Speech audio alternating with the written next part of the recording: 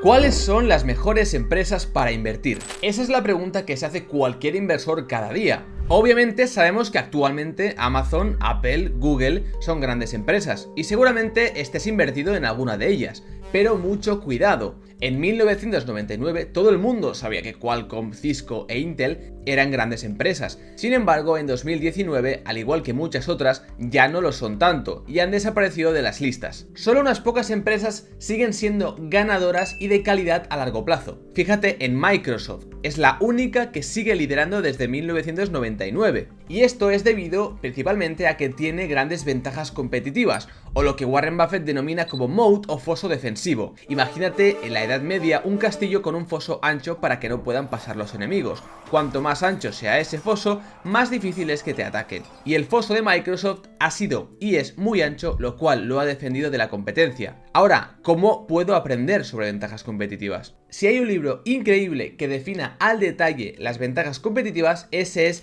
el de Competition Demystified del gran inversor Bruce Greenwald. El problema es que es un libro muy largo, muy tedioso y muy duro. Por ello, en este vídeo yo lo he resumido y condensado para que puedas aprender las principales claves y puedas identificar a las mejores compañías con las mejores ventajas competitivas para invertir en ellas. Por ello, este vídeo lo voy a resumir a partir del siguiente esquema, donde descartaremos la rama de abajo, que son las compañías que no tienen ventajas competitivas y que solo se pueden fijar en decisiones operativas, y nos centraremos en arriba, en compañías que sí que tienen ventajas competitivas y que operan solas como un monopolio o oligopolio en un mercado, o compañías que no están solas y que tienen que ajustar sus estrategias para acabar ganando. Y lo veremos con casos reales. Lo primero es entender la distinción entre una decisión estratégica y una decisión táctica. Como veis en esa tabla, las estratégicas son aquellas cuyos resultados dependen de las acciones y reacciones de otras entidades económicas. Son muy importantes para la supervivencia a largo plazo, por ejemplo, en qué negocio queremos entrar. Y las tácticas, en cambio, son aisladas, operativas y dependen en gran medida de la implementación efectiva, por ejemplo, cómo podemos mejorar nuestros tiempos de entrega. Como acabo de decir anteriormente, en los mercados tenemos compañías con ventajas competitivas que se guían por estas decisiones estratégicas y después compañías que no tienen, que solo pueden mejorar sus decisiones tácticas y operaciones efectivas. Por ello, en este vídeo yo me voy a centrar paso a paso a cómo identificar las ventajas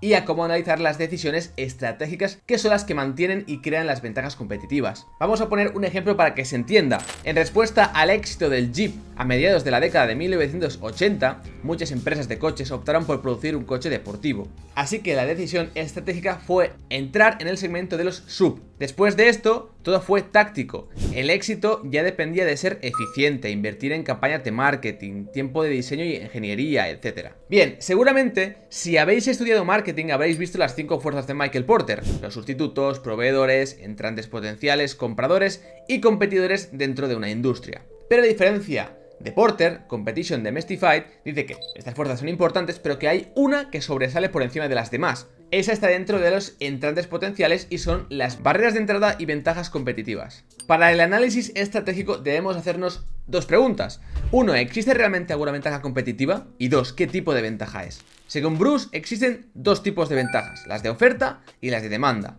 Las de oferta es cuando una compañía es capaz de tener menores costes que su competencia y vender productos más baratos, a modo de resumen. Y la de demanda se basa en que ciertas compañías pueden atender o tienen acceso a una demanda de mercado que las demás compañías no tienen, y que después profundizaremos en ello. Ventajas de oferta, costes competitivos. Como digo, las ventajas de ofertas son por el lado de los costes e implica que una compañía pueda tener por cualquier razón menores costes en sus productos por diferentes razones. Normalmente es porque la compañía tiene mucho volumen y por lo tanto puede tener descuentos con sus proveedores, o por ejemplo por tecnologías patentadas. Históricamente, Xerox en fotocopiadoras, Kodak y Polaroid en cámaras y las compañías farmacéuticas han disfrutado de este tipo de ventaja durante la vigencia de las patentes de sus productos. Y esto al final los lleva a las economías de escala que Bruce destaca muy bien en el libro. Y es, como vemos en este gráfico, cuando una compañía tiene muchos costes fijos, es decir, costes como fábricas, que sí o sí tengo que pagar, produzca lo que produzca, por eso son fijos y no variables, pero que por ejemplo, por una fábrica yo puedo producir 100, pero ahora mismo estoy produciendo 10. Si aumenta mi demanda, yo voy a poder subir a 20, 30, 40, 50, hasta 100, pero mi coste fijo de esa fábrica va a ser el mismo, porque esa fábrica puede soportar hasta 100. Al pasar eso, tú aumentas tus ventas sin necesidad de aumentar tus costes fijos. Y ese apalancamiento provoca que tengas una economía de escala y una disminución del coste por unidad. Por ejemplo, una panadería puede tener costes fijos que incluyen el alquiler y el salario del personal por 5.000 libras. Si tienen 50 clientes, entonces el precio unitario será de 100 libras. Si tienen 5.000 y siguen pudiendo mantener los mismos costes fijos, el precio unitario ahora será de solo 1 libra. Después veremos cómo esta ventaja de oferta de la economía de escala combinada con una ventaja de demanda es una combinación explosiva que crea ganadores a largo plazo. Y veremos el ejemplo de Walmart como caso de éxito. Pero pasemos a las ventajas de la demanda, la cautividad del cliente. Cuando hablamos de demanda hay 3 conceptos clave que salen a la luz. Primero, el hábito. Fumar tabaco es una adicción. Comprar una marca en particular es un hábito. El hábito conduce al cautiverio del cliente cuando las compras frecuentes de la misma marca establecen una lealtad. Por ejemplo, cuando voy a un bar, seguramente pido Coca-Cola y siempre acostumbro a pedir Coca-Cola, mientras que una persona que pide café siempre pedirá café o Pepsi pedirá Pepsi. Son hábitos recurrentes que la gente utiliza. Después tenemos los costes de cambio, y esta es una ventaja que, por ejemplo, podemos ver en Microsoft, y es cuando los clientes quedan cautivos por su proveedor. Por ejemplo, las compañías que han formado a sus trabajadores con Microsoft, con Office, con PowerPoint, con Excel y tienen todo su sistema operativo implementado con Office, pues les va a requerir un tiempo, un esfuerzo y un nuevo entrenamiento a los trabajadores si quieren cambiar a otro proveedor. Eso crea la ventaja de costes de cambio, que es muy potente y se puede ver en muchas otras compañías. Y después tenemos los costes de búsqueda, que es cuando el cliente está retenido porque le cuesta mucho encontrar una alternativa por su dificultad. Es decir, si yo necesito una nevera nueva, los costes de búsqueda son mínimos. Voy a ChatGPT o a Google y listo. Pero para muchas personas, encontrar, por ejemplo, un nuevo médico, que es algo mucho más específico y complicado, es más difícil. Ahora, vistas estas ventajas, pasemos a ver exactamente cómo evaluamos en una compañía las ventajas competitivas. Pues en el libro se muestran 3 pasos. Primero, tenemos que desarrollar un mapa de la industria. Por ejemplo, aquí tenemos en los años 2008 el segmento tecnológico colocando a la empresa dominante en la parte superior. En el caso de los microprocesadores teníamos los chips de CPU, teníamos a Intel, que era claramente el líder, seguido de AMD, IBM y Motorola. Tengamos en cuenta que este libro es de 2008-2010, por lo tanto, las compañías que vayamos a ver en este vídeo o las imágenes no están actualizadas, pero es para que veamos un caso real de cómo sale en el libro. Los fabricantes de hardware de ordenadores incluían Dell, HP, Compaq, IBM, Gateway, Toshiba y por supuesto Apple. Ahora, volviendo a la imagen, el segundo paso es determinar para cada segmento de mercado si está protegido por barreras de entrada. En la industria de las CPUs, la cuota de mercado en esos años se había mantenido bastante estable desde principios de los años 80. Después de la introducción del PC de IBM, en torno al cual gran parte de la industria se estandarizó, Intel había sido el proveedor dominante durante 2 décadas, a través de muchas generaciones de chips, y tenía una participación de mercado estable rondando el 90%, con unos rendimientos sobre el capital invertido del 30%. Por lo tanto, la estabilidad, la cuota de mercado y el retorno de Intel durante muchos años nos muestra signos de ventaja competitiva. Después ya la pregunta, y en este caso Intel no la cumplió, es si puede mantenerla a futuro. Y el paso número 3 es buscar las fuentes de ventaja competitiva. Como hemos dicho, Microsoft tiene una ventaja competitiva específicamente, entre muchas otras, de costes de cambio. Y como digo, hay 2 conceptos o 2 variables muy importantes al analizar si una compañía tiene ventajas o no. Y es si puede mantener una gran cuota de mercado durante el tiempo y estable, y después si tiene alto retorno sobre el capital invertido. En este caso, Microsoft obviamente sabemos que tiene cuota de mercado, y después en esos años podíamos ver cómo tenía un retorno sobre el capital invertido del software del casi el 50%. Vamos a ver un ejemplo para reunir todo esto, y es el caso Walmart, súper interesante. El crecimiento de las ventas de Walmart durante 30 años fue más que igualado por el comportamiento de sus acciones en bolsa. Su valor de mercado era de 36 millones de dólares en el 71. A principios del 2001 era de 230.000 millones. Vemos como Walmart superó a todos sus competidores durante los primeros años. Análisis de la industria. El análisis de Walmart es sencillo, porque la industria minorista es sencilla. Las tiendas venden directamente a los consumidores. Upstream, Walmart y sus competidores se abastecen de fabricantes de todo tipo, desde refrescos hasta lavadoras, desde blusas hasta cortadoras de césped. Al comparar Walmart con Kmart, durante el periodo del 71 al 2000, podemos ver que Walmart era de hecho un negocio incluso superior. Los años más rentables de Walmart, medidos por el rendimiento de las ventas y del capital invertido, terminaron a mediados de los años 80. Es decir, tenemos un caso de éxito que después se deteriora y veremos cuáles serán los problemas posteriormente. Sus márgenes operativos alcanzaron un máximo del 7,8% en el 85 y luego cayeron continuamente hasta un mínimo del 4,2% en el 97. Y el rendimiento del capital siguió su ejemplo. En esos años, Walmart era una potencia regional. Terminó en el 85 operando 859 centros de descuento en 22 estados. Pocas de las tiendas estaban a más de 300 millas de cualquier centro de distribución. Utilizaba sus propios camiones para recoger gran parte de la mercancía que compraba y transportarla a los centros de distribución, desde donde eran dispersadas a otros camiones hasta las tiendas para que el cliente acabara comprando. Vamos, que el sistema era muy eficiente y al tener centros de distribución muy cerca de las diferentes tiendas, un solo viaje era muy eficiente al llevar la comida, llevar todo y después de vuelta a recoger otra vez las cosas para traerlas al almacén. En el 85, las tiendas Kmart competían en más de la mitad de las ciudades de Walmart. Aún así, un tercio de las tiendas de Walmart no tenían competencia local de otras tiendas importantes. Y esta es una de las claves de éxito de Walmart. Y es que en muchas localidades operaba de manera individual, sola, no tenía competencia y en regiones muy apartadas, regionales que nadie quería y donde era mucho más rentable, incluso tenía precios superiores. Este movimiento llevaría a que la empresa se extendiera hacia Georgia, Florida, las Carolinas, a Nuevo México, Nebraska, Iowa e incluso Wisconsin.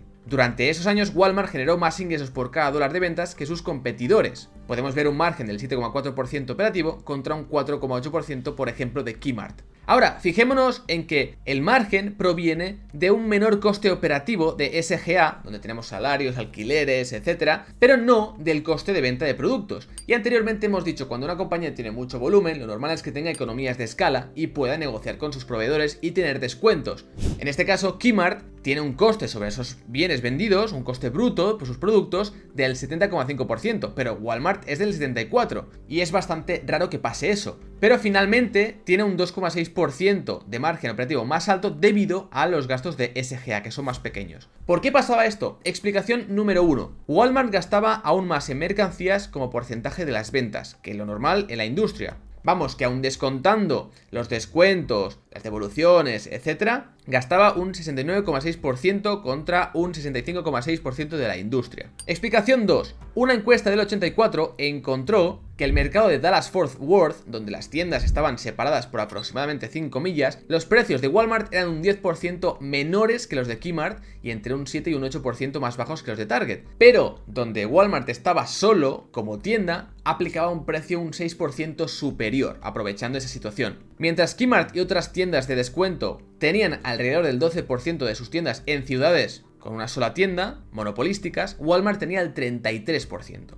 Explicación 4. Y aquí lo importante, Walmart supo tener menores costes porque los alquileres regionales, al ser zonas más apartadas, tenían costes menores. Y explicación 5. Aparte de esos alquileres, también tuvo dos gastos menores. Primero, gastar menos en logística, y es que al final tenía una estructura mucho más eficiente que los competidores, y como he dicho, las tiendas están muy cerca de los centros de distribución, lo que hacía el viaje y el transporte más barato. Y después, la efectividad en marketing. Y es que Walmart, al liderar muchos pueblos pequeños en los que solo existía Walmart, pues era mucho más efectivo en marketing. ¿Por qué? Porque la estación de televisión que transmite un anuncio de 30 segundos en Nashville, por ejemplo, cobra lo mismo si hay 3 tiendas de Walmart que si hay 30. Por lo que sabían muy bien focalizar los anuncios en una misma ciudad donde había muchas tiendas de Walmart y no había competidores. Estas ventajas, como vemos en este gráfico, acabaron haciendo que Walmart tuviera una ventaja en costes. Ahora, finalmente, Walmart siguió creciendo, pero después del 85 se convirtió en el minorista más grande del mundo. La empresa era temida y admirada por empresas de todo el mundo, pero también se volvió considerablemente menos rentable.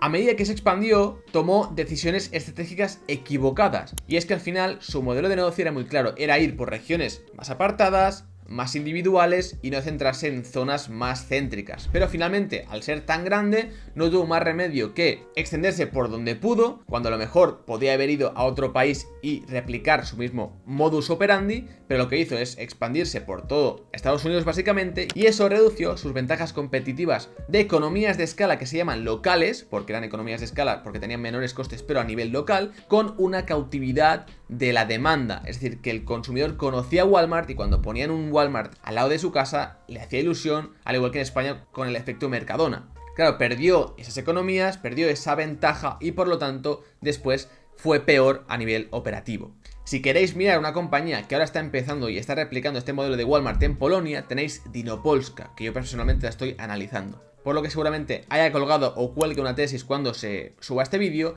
y tenéis el blog de Turtle Capital donde subo mis tesis y mis ideas de inversión de manera pública, mi cartera con el dinero invertido, con lo que compro, lo que vendo, etcétera. Tenéis el link en la descripción y es gratuita. Y ya que estáis, si os está gustando este vídeo, ahora veremos muchas cosas más interesantes, pero os podéis suscribir, darle a la campanita y dejar un gran like que me ayuda mucho para seguir. Vamos a pasar con el juego del dilema del prisionero.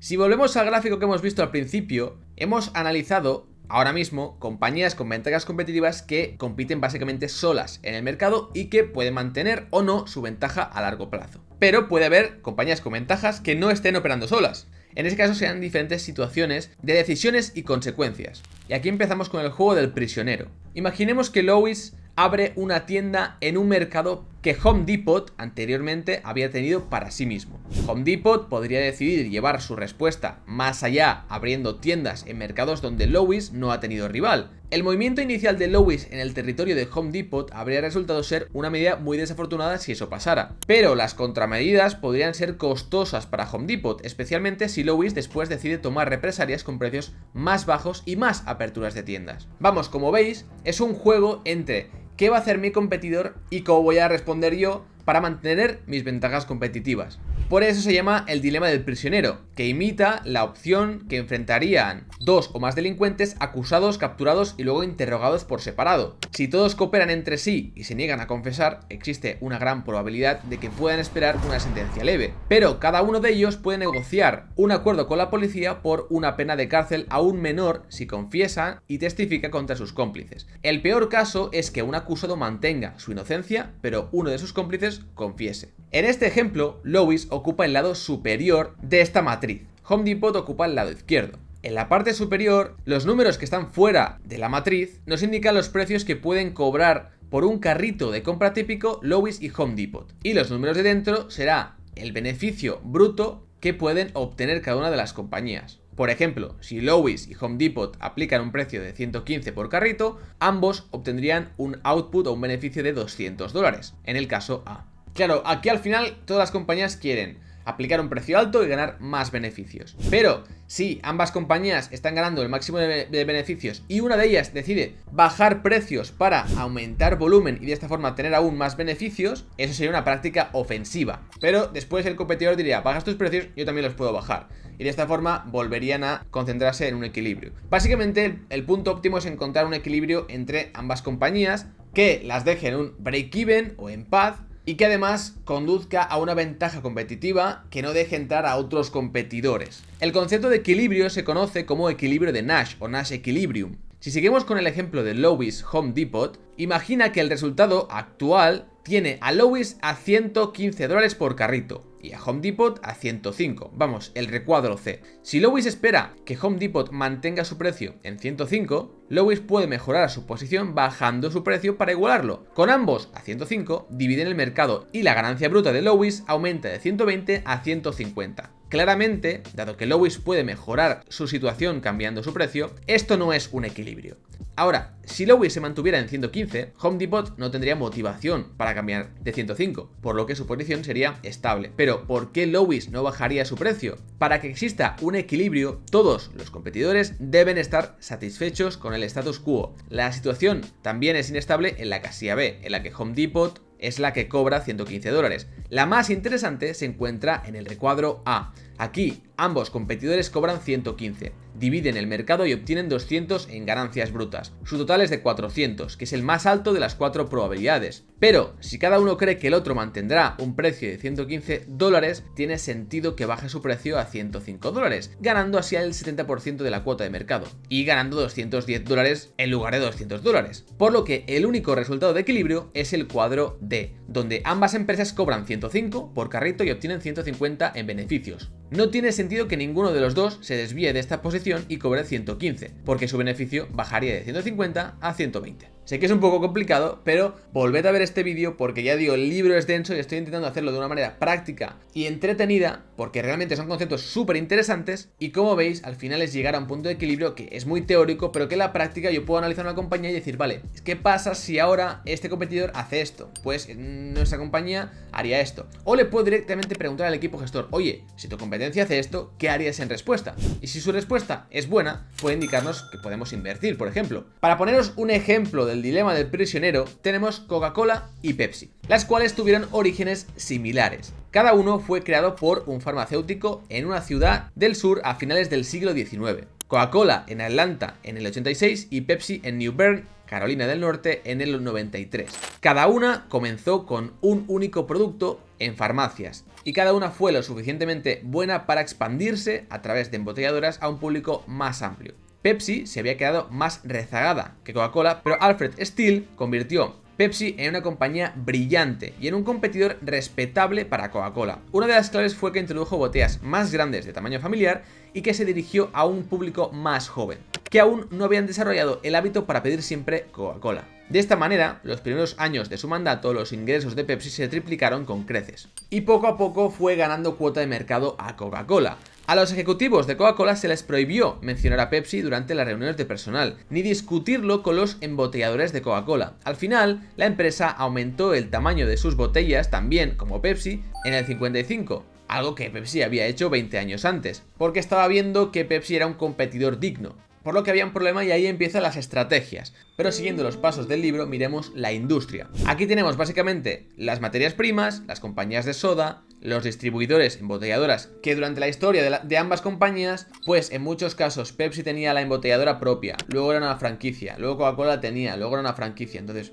dependiendo en qué momento lo veamos, veremos que una compañía cuando tenía en propiedad a la embotelladora tenía más capital invertido, porque al final son como fábricas, mientras que cuando la tenía franquiciada era menos intensiva en capital. Pero bueno, al final es para hacernos una idea de cómo operaban, ya que los embotelladores son una parte principal, ya que añaden la botella, el agua, etc. Y después tenemos, obviamente, los retailers, donde llega ya el producto final. Entorno competitivo.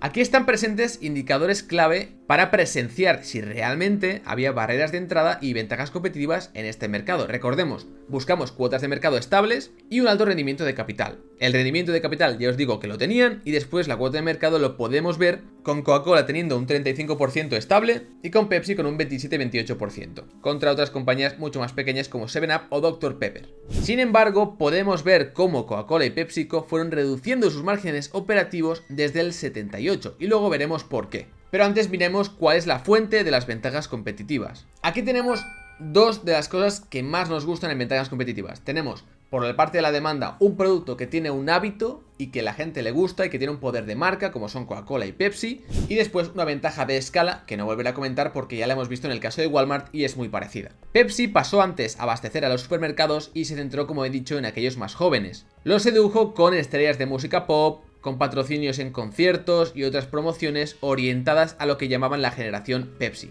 Vamos, que Pepsi eligió la estrategia de no cooperar con Coca-Cola ni establecer ese equilibrio y por lo tanto Coca-Cola al principio dejó escapar a Pepsi y en ese momento ya dijo, vale, ahora que es respetable, ahora que nos hemos dado cuenta del error, tenemos que actuar. Y aquí empieza otra vez el primer paso de Coca-Cola en el dilema de El Prisionero. Y en el 77 Coca-Cola inició una guerra de precios, bajando el precio de sus bebidas, sobre todo en mercados donde dominaba la propia Coca-Cola y Pepsi tenía una baja cuota de mercado. Eso hizo que Pepsi también tuviera que reducir sus precios y tuviera que gastar más en publicidad. Esto que provocó que ambas compañías salieran perdiendo y redujeran, como hemos visto, sus márgenes operativos. Aquí tenemos la matriz y estaríamos abajo a la derecha. Ambas no están cooperando. Por lo tanto, ambas pierden. El segundo movimiento de Coca-Cola. En el 85, Coca-Cola decidió afrontar este problema de otra forma y utilizó su fórmula de Diet Coke, que era una Coca-Cola más dulce, que a muchos le recordaba a Pepsi, que es más dulce, para crear una nueva Coca-Cola que pudiera competir con Pepsi, que era la famosa New Coke de esa época. De hecho, incluso eliminaron la Coca-Cola clásica, pero para nada funcionó y en el 86 la Coca-Cola clásica volvió, por lo que ahora Coca-Cola tenía varias bebidas. ¿Y qué hizo? Pues dijo, mira, ahora vuelvo a tener mi Coca-Cola estrella, pero tengo una Coca-Cola nueva, más dulce, que se parece a Pepsi, la cual pues antes de eliminar le bajo su precio por debajo de Pepsi y así solo compito en este segmento con Pepsi y de esta forma tengo un producto de menor precio y menor valor añadido, pero después sigo teniendo mi marca reconocida con mi Coca-Cola original y con mayores márgenes de beneficio. Esa era la estrategia. Aquí podemos ver la cuota de mercado en esos años de Coca-Cola y Pepsi. Y vemos que del 82 al 86, Coca-Cola pasó de un 35% a un 40% de cuota de mercado y Pepsi la mantuvo en torno al 30%. Las que perdieron más fueron las pequeñas, del 36 al 29. Finalmente Pepsi también respondió, y aquí podremos estar muchas horas hablando de este caso, pero finalmente decidieron cooperar, ya que finalmente era lo mejor. Como resultado de esa cooperación y decir, oye, vamos a aplicar estos precios, no vamos a competir porque de esta forma los dos tenemos mejor margen operativo y ganamos más dinero y mantenemos una cuota de mercado y mantenemos a los competidores fuera con las barreras de entrada, pues los márgenes de beneficio operativo aumentaron de menos del 10% para Coca-Cola a más del 20%. Y también lo hicieron en el caso de Pepsi. Durante 16 años, el precio de las acciones de Coca-Cola ganó un 30% anual y las de Pepsi un 24% anual. Así que hemos visto el dilema, hemos visto la cooperación y ahora nos falta el esquema del árbol. El esquema del árbol es otra forma de analizar una situación de competencia. En este caso, volvamos al ejemplo que hemos puesto de Lowe's y Home Depot para que se entienda. En nuestro ejemplo anterior, Lowe's estaba bien establecido en un mercado geográfico y Home Depot estaba considerando abrir tiendas en ese territorio. Si miramos esta estructura de árbol, Home Depot tiene dos opciones: entrar en el mercado de Lowe's o no entrar. Si no entra, pues se acabó. Si entra, Lowe's lo puede aceptar, en ese caso Lowe's perdería 2 millones y Home Depot ganaría 1, o se puede resistir. Si se resiste, Home Depot puede decir, vale, me voy de aquí, solo pierdo 1 millón y Home Depot ganaría 0,2, o puede resistir y perder 3 millones y Home Depot perdería 2 millones, ya que nadie estaría cooperando. En este caso, imaginemos, Home Depot entra. ¿Qué va a hacer Lowe's? Si acepta, perderá 2 millones y Home Depot ganará 1. Si se resiste, entonces dependerá de qué haga después Home Depot. Pero está claro lo que va a hacer. Va a tener que retroceder porque de esta manera ganaría 0,2 millones, mientras que si resiste, perdería 2 millones. Y después, Lowe's solo habría perdido 1 millón, que era el mejor escenario de los tres. Bien, pues a modo de resumen, en este vídeo hemos aprendido bastantes cosas, en mi opinión. Hemos visto que existen decisiones estratégicas y decisiones tácticas, y que son las estratégicas las que nos llevan a crear ventajas competitivas y después a mantenerlas, ya que muchas empresas que podamos analizar no tendrán ventajas, sino que tendrán decisiones tácticas, y eso no es una ventaja competitiva. En el árbol hemos visto después compañías que operaban con ventajas competitivas. Hemos visto que casos como Walmart o Coca-Cola y Pepsi son muy potentes porque combinan ventajas de escala con ventajas de demanda. Y después hemos visto que en mercados donde la competencia existe y hay diferentes players que intentan comerse los unos a los otros. Y después hemos visto como también en un mercado puede haber un ecosistema de diferentes competidores fuertes que pueden jugar a estos juegos del dilema del prisionero, a cooperar o a crear estas estructuras de árboles para actuar y para anticiparse a las decisiones de los competidores. Obviamente esta última parte es mucho más teórica, pero nos sirve para pensar de manera más estratégica y para intentar analizar ahora mismo una compañía mucho más al detalle y su situación competitiva, ya que mantenga esa ventaja a largo plazo será clave para nuestra tesis de inversión y para nuestra propia inversión en acciones de esa compañía. Espero que os haya gustado. Si queréis más profundizar tenéis el libro. Yo creo que es un vídeo muy bueno y creo que os puede ayudar mucho. Espero que os haya gustado de verdad. Os podéis suscribir aquí debajo, darle a la campanita y también dejar un like, que me ha ayudado mucho a seguir creando contenido. Yo os dejaré un vídeo aquí que os puede gustar mucho para seguir con vuestra formación si os ha gustado este y también es gratuito. Y sin más, un abrazo y un saludo a toda la comunidad inversora. Nos vemos en el próximo vídeo.